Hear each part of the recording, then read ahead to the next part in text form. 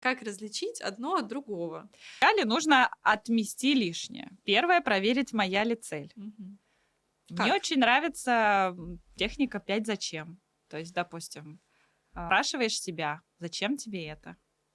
Прогоняешь, и в конце, если ты видишь положительный какой-то ответ, то значит цель твоя. Идем дальше. Значит, почему я не делаю? Я боюсь, я не знаю. Вероятно, задача очень большая, и не знаешь, к чему подступиться. Мгм. Дальше вот опять же, если уже есть план, если я сейчас поставлю себе шаг записать, не знаю, там вот курс как в академии, Мгм. скорее всего, я буду саботировать. А если я поставлю себе шаг регулярно выкладывать рилсы, которые я снимаю просто даже дома, то это уже легче, да? Вот.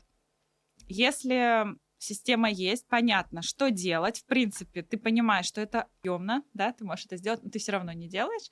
Дальше, скорее всего, здесь уже идут какие-то страхи, саботаж, да, который очень часто перфекционист сидит, который говорит: да не идеально у тебя кадр построен, не идеально свет падает, и ты не классно говоришь. Не снимай вообще ничего. Да. С ним тоже нужно работать.